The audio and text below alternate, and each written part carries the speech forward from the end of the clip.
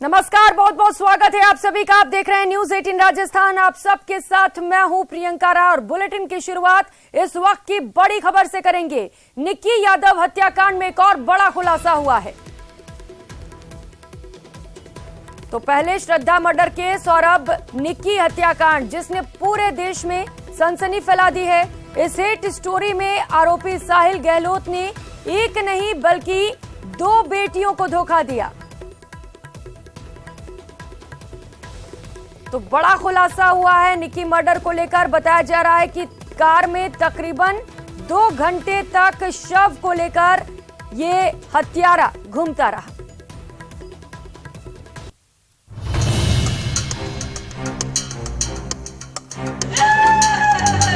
प्यार, मैरिज और मर्डर, सिर फिरे साहिल की खूनी दास्तां। श्रद्धा मर्डर पार्ट 2 की इनसाइड स्टोरी। पहले श्रद्धा मर्डर केस, अब निक्की हत्याकांड ने पूरे देश में सनसनी फैला दी है। इस हेट स्टोरी में आरोपी साहिल गहलोत ने एक नहीं बल्कि 2 बेटियों को धोखा दिया। एक तरफ निक्की की हत्या की तो वहीं दूसरी तरफ बहादुरगढ़ में दूसरी लड़की से शादी। आरोपी साहिल ने 9 फरवरी की रात को निक्की का कत्ल किया और 10 फरवरी को बहादुरगढ़ के गाँव मांडोठी में शादी की। हत्या के बाद बहादुरगढ़ में भी मातम पसरा है। वहीं निक्की के पिता ने आरोपी को सजाए मौत देने की मांग की है। यही अपील है जी कि जिस आदमी ने मेरी बेटी को इसे निर्मम हत्या करके मारा है उसकी सजाए मौत होनी चाहिए।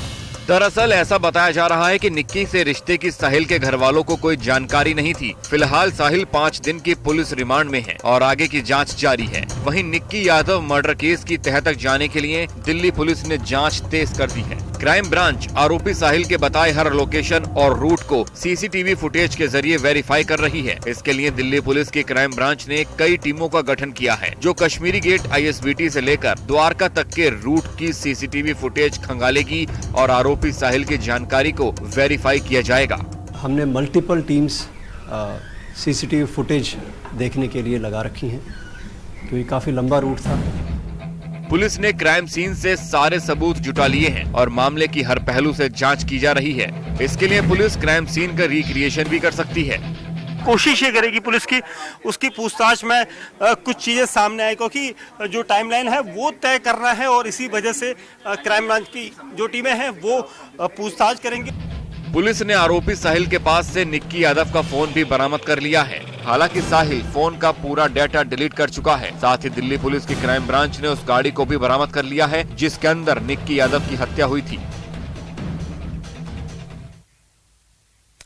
और खबर तुर्की से, जहां पर भूकंप से तबाही की डराने वाली तस्वीरें सामने आ रही हैं। भूकंप के कारण अंताक्या जाने वाले हाईवे को भारी नुकसान पहुंचा है। तस्वीरें देखिए।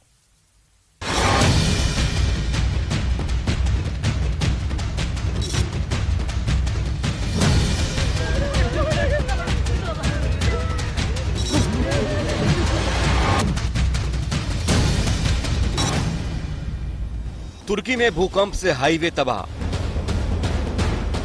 धरती के 10 फीट नीचे तबाही का मंजर। अंताक्या जाने वाला हाईवे चकनाचूर। तुर्की में 6 फरवरी 2023 की सुबह 4:15 बजे धरती कांपी तो उसकी तबाही के निशान 10 दिन बाद भी दिखाई दे रहे हैं। तुर्की से रोजाना ही भूकंप की डराने वाली तस्वीरें सामने आ रही हैं। भूकंप की वजह से अंताक्या जाने वाला हाईवे 2 टुकड़ों में बंट गया। आमतौर पे हम बहुत सारी जगहों पर घूमे, लेकिन किसी सड़क का हाल हमने ऐसा नहीं देखा जैसा इस हाईवे का नजर आ रहा है। दैमिर कोपरू ये इस इलाके का नाम है और फिलहाल सरकार की तरफ से पूरी कोशिश की जा रही है कि इस रोड की मरम्मत की जाए। और आप देख सकते हैं कि ये देखिए, ये तस्वीर देखिए जरा, ये आप देख सकते हैं कि कितना जो ये जो लेवल है, ये जो स्तर है, ये सड़क की ऊंचाई है जो पहले थी। और अब जरा देख लीजिए कितने फीट नीचे ये सड़क पूरी तरह से धंस चुकी है। 2 हिस्सों में बटे हाईवे में मोटी मोटी दरारें दिखाई दे रही हैं। हाईवे के कई हिस्से 10 फीट तक नीचे धंस गए हैं। कई जगह दरारें बहुत ज्यादा बड़ी हैं। न्यूज 18 की टीम अंताक्या के उस इलाके में पहुंची जहां हाईवे को सबसे ज्यादा नुकसान हुआ है। इस वक्त हम मौजूद हैं अंताक्या के दैमिर कोपरू इलाके में। और यहाँ एक हाईवे का क्या हाल हुआ है वो जरा तस्वीर आपको दिखाते हैं। देखिए ये हाईवे अंताकिया को जोड़ता है। अंताकिया वो इलाका है जो कि सबसे ज्यादा प्रभावित इलाका माना गया है और देखा गया है। भूकंप के बाद दैमिर कोपरू में ये हाईवे कई टुकड़ों में बंट गया है। बीच से फट चुके हाईवे का एक हिस्सा नीचे धंसा नजर आ रहा है। सड़क को देख लीजिए, ये किस तरह से टुकड़ों में बट गई है और धंस गई है। कई फीट नीचे ये सड़क धंस चुकी है। आप अंदाजा लगा सकते हैं कि भूकंप की तीव्रता ने किस कदर इस सड़क का हाल किया है। तुर्की की लाइफलाइन हाईवे तबाह। दैमिर कोपरू से आतांकिया को जोड़ता है। 10 दिन बाद मरम्मत का काम शुरू। दैमिर कोपरू से होते हुए ये हाईवे आतांकिया जाता है और सबसे ज्यादा प्रभावित इलाके आतांकिया में राहत सामग्री पहुंचाने के लिए ये एक अहम रास्ता है। लिहाजा भूकंप आने के 10 दिन बीत जाने के बाद अब इस हाईवे की मरम्मत का काम भी शुरू किया जा चुका है। दोबारा बनाने की शुरुआत हो चुकी है। आप देख सकते हैं यहाँ पर जो कंस्ट्रक्शन वर्कर्स हैं वो यहाँ पर मौजूद हैं। और आपको एक और चीज बताएं कि ये जो रास्ता है अंताकिया जाता है और इसी रास्ते से रिलीफ मटेरियल अंताकिया के लिए दाखिल होता है। तुर्की में मौजूद न्यूज 18 की टीम रेस्क्यू ऑपरेशन से जुड़ी हर तस्वीर भी दर्शकों तक पहुंचा रही है, तो साथ ही साथ तबाही की अलग अलग तस्वीरें भी आपको दिखा रही है। तुर्की के दैमिर कोपरू में आई जमीन फाड़ तबाही ने मजबूत हाईवे के हजारों टुकड़े कर दिए। तुर्की में भूकंप की वजह से न सिर्फ हाईवे को नुकसान पहुंचा, बल्कि कई शहर खंडहर बन चुके हैं, जहां अब तबाही और मलबे में जिंदगी के बस निशान ढूंढे जा रहे हैं। और भूकंप की मार झेल रहे तुर्की में लगातार रेस्क्यू किया जा रहा है। भूकंप से इस तबाही के मंजर को भला कैसे भूला जा सकता है। अब सवाल है कि इतनी ज्यादा मौतों का जिम्मेदार कौन है? क्या सिर्फ कुदरत पर इसका ठिकरा फोड़ा जा सकता है?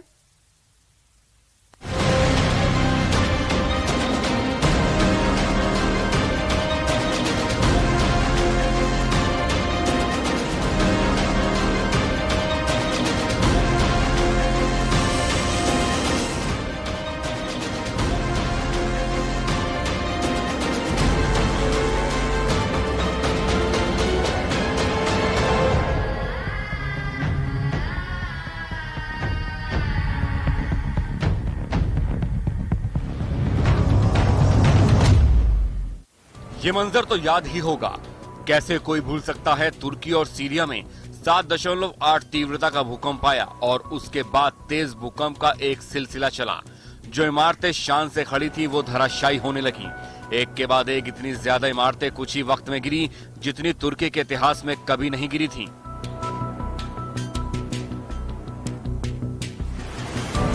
इनमें तमाम ऐसी इमारतें थीं जिनमें लोग रह रहे थे, परिवार रह रहे थे। वो सभी इमारतों के साथ जमींदोज हो गए। इमारतों के ढहने से हजारों की संख्या में लोगों की जान चली गई। अभी भी मलबों में जिंदगी की तलाश जारी है, लेकिन जिंदा लोगों के मुकाबले मरने वालों के मिलने की तादाद कई गुना ज्यादा है। टूटी इमारतों के नीचे से शवों के निकलने का सिलसिला लगातार जारी है। जिंदगी की उम्मीद धूमिल होने लगी है। अब सवाल है कि इतनी ज्यादा मौतों का जिम्मेदार कौन है? क्या सिर्फ कुदरत पर इसका ठिकरा फोड़ा जा सकता है, या फिर इसके असल गुनहगार वो हैं जिन्हें ये पता था कि तुर्की, सीरिया और ईरान एक ऐसे बेल्ट पर बसा है जहां ऐसे बड़े भूकंप की आशंका बहुत ज्यादा होती है, और फिर भी उन्होंने ऐसी इमारतें तैयार की जो 7.8 तीव्रता के भूकंप को सह नहीं सकी और धड़ाम होती चली गईं।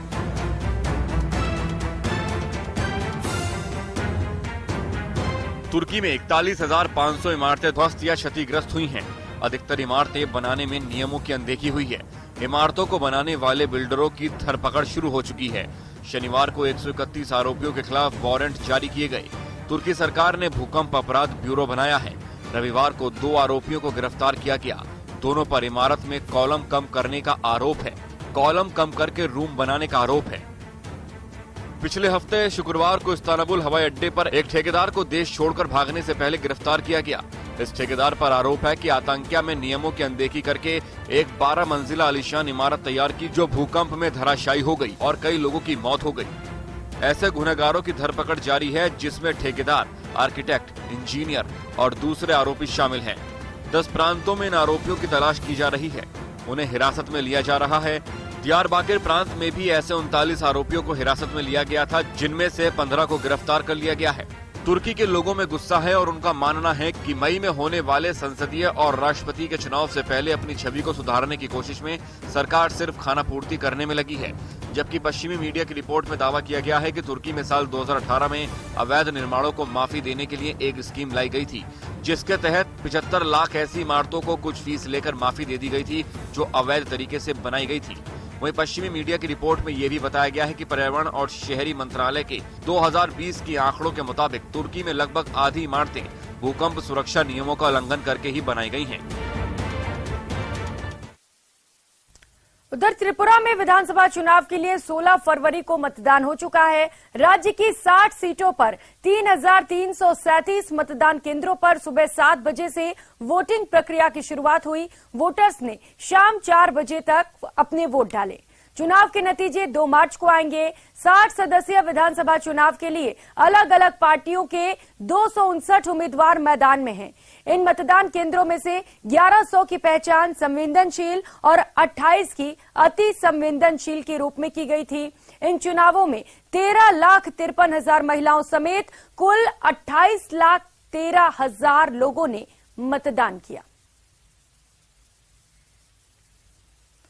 और खबरों में आगे बढ़ेंगे। भारतीय टीम के स्टार क्रिकेटर पृथ्वी शॉ के साथ हाथापाई करने वाली ब्लॉगर और यूट्यूबर सपना गिल को लेकर एक बड़ी खबर सामने आई है। पुलिस ने सपना को गिरफ्तार कर लिया है। ये कार्रवाई ओशीवारा पुलिस ने की। गिरफ्तारी के बाद सपना गिल का मेडिकल भी कराया गया और जानकारी के मुताबिक सपना गिल को अब शुक्रवार को कोर्ट में पेश किया जाएगा। इस मामले में अभी और भी गिरफ्तारियां होने की उम्मीदें हैं। फिलहाल आरोपी की ओर से कोई क्रॉस एफआईआर दर्ज नहीं कराई गई है।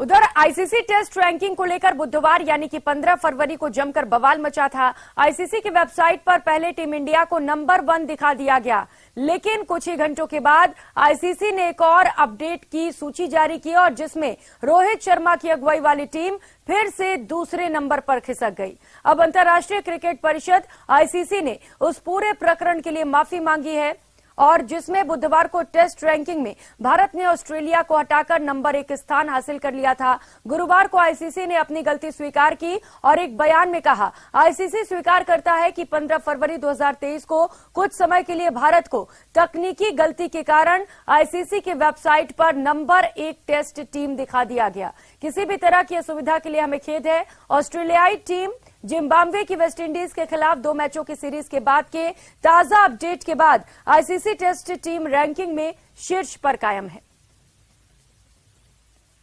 और गोरखपुर से खबर है, जहां पर चिलुआ ताल थाना के मोहम्मदपुर माफी गांव में गुरुवार दोपहर में दिल दहला देने वाली घटना घटी। यज्ञ की कलश यात्रा में शामिल गोरखपुर ग्रामीण के भाजपा विधायक विपिन सिंह का हाथी बिदक गया।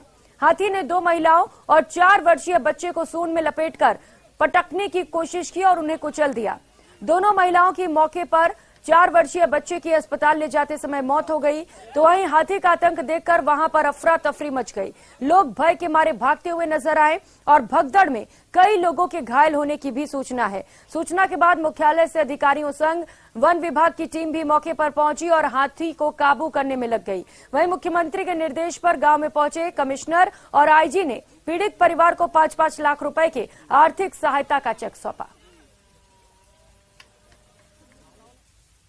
और खबरों में आगे बढ़ेंगे। केंद्रीय गृह मंत्री अमित शाह मेघालय के उत्तरी तुरा पहुंचे। एक जनसभा को संबोधित करते हुए गृह मंत्री अमित शाह ने कहा, भाजपा बहुत बड़ा दल बनकर यहां पर उपस्थित होने वाली है। मेघालय का चुनाव होने वाला है और इसमें हमारे सभी 60 उम्मीदवार उतर रहे हैं और ये इस आशा से उतर रहे हैं कि यहां पर बीजेपी एक मजबूत पार्टी बनकर उभरेगी। उन्होंने कहा कि मेघालय में 50 साल से भ्रष्टाचार हो रहा है। देश भर में 2014 से 2023 तक मोदी जी के नेतृत्व में बहुत विकास हुआ, लेकिन दुख की बात यह है कि मेघालय में ये नहीं पहुंचा है। मैं आपको विश्वास दिलाता हूं कि बीजेपी को एक मजबूत पार्टी बनाए तो हम मेघालय में भ्रष्टाचार को समाप्त कर देंगे। और खबर आयकर विभाग के छापे की। बीबीसी के दिल्ली और मुंबई में स्थित दफ्तरों पर पिछले 3 दिनों से आयकर विभाग की रेड जारी है। दोनों ऑफिस में 14 फरवरी को आईटी की रेड शुरू हुई। विभाग ने इंटरनेशनल टैक्स में गड़बड़ी को लेकर ये जांच शुरू की है। जानकारी के मुताबिक सर्वे आज देर शाम तक खत्म होने की भी उम्मीद थी, लेकिन ऐसा नहीं हुआ। ये सर्वे लगातार जारी है। .